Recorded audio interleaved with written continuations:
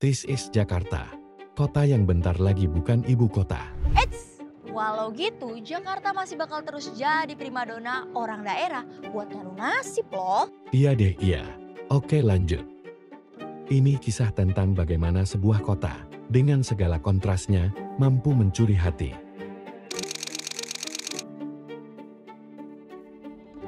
Jakarta adalah salah satu impian anak daerah untuk mencoba peruntungan hidupnya. Kota ini juga acap diklaim ramah dengan para perantau. Momen kedatangan para perantau ini biasa terjadi pada pasca lebaran atau arus balik mudik. FYI, Jakarta tidak menggelar operasi justisi bagi para pendatang setelah lebaran 2025 kemarin. Gubernur Jakarta Pramono Anung bilang setiap orang berhak untuk datang ke Jakarta. Menurut data Dinas Kependudukan dan Pencatatan Sipil DKI Jakarta, jumlah pendatang pasca lebaran tercatat di atas 20.000 orang selama 2020 sampai 2023. Angka itu turun di 2024 dan diprediksi kembali turun di 2025. Masuk Jakarta memang udah dipermudah, tapi bertahan di Jakarta urusan lain lagi. Buat aku, Jakarta tuh kayak pasangan yang sibuk banget. Jadi mau gak mau ya harus diikutin ritmenya. Katanya sih satset adalah kunci ya. Karena telat dikit aja bakal ditinggal transportasi umum. Nah, buat yang bawa kendaraan pribadi nih, telat semenit aja dari jam biasa, waktu tempuh di jalan bisa jadi berjam-jam. Selain harus lincah bergerak, bertahan di Jakarta tuh juga perlu pinter-pinter cari tempat jajan. Soalnya jajanan yang sama bisa beda banget harganya, tergantung sama lokasinya. Saking beragamnya Jakarta, bahasa yang ada di sini juga banyak banget. Harus keep up terus nih biar jadi anak gaul. Literally gue lagi beringat banget sama kerjaan hari ini. Duh, bocah ngapa ya? Kunaon maneh? Ganteng, Wes, sabar. Kadang ya, aku tuh pengen gitu misu-misu sama kota ini. Tapi kota ini tuh cantik banget. Emang belum sempurna, tapi tetap punya pesona khas yang bikin aku jatuh cinta.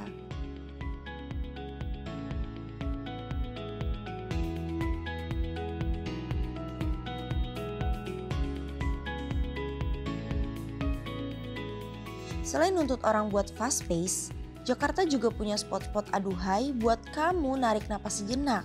Banyak kok yang udah bersih, terawat, dan juga gratis.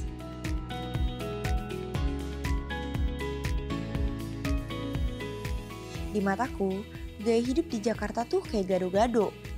Ada yang kelihatannya trendy tapi dompet menjerit. Ada yang pakai sendal jepit tapi ternyata elit. Ada juga nih yang kaosan tapi banyak duit.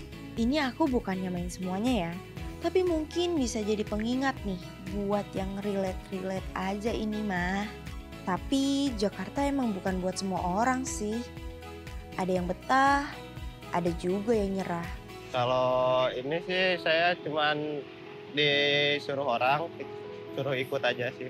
Kalau kesulitan tuh lebih tepatnya kayak di sini banyak orang gerah, terus sulit cari pekerjaan. Ada sih kalau itu mah. Ini rencana juga 2 hari lagi udah mau pulang. Udah kayak gak betah lagi di sini. Ya di sini tuh ketat sama banyak peraturan lah di tempat kerjanya. Kalau balik ke Sumedang lagi, ada kerjaan yang udah tahu mau dilakukan? Udah ada. Kalau di sana kan saya ngurus konter. Ikut suami. Ikut suami, suaminya lebih dulu berarti. Ya, Pernah. Oh gitu. Terus kenapa tetap bertahan Bu? Karena bantu suami? Iya.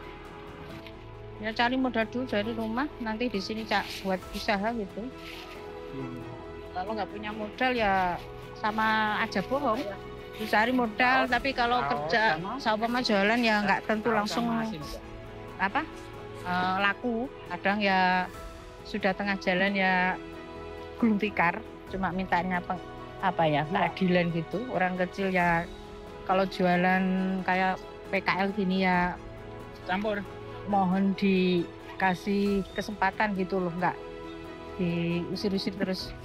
Kan kita daripada kita ngemis, kita ambil barang orang, kan ya jualan dikit-dikit.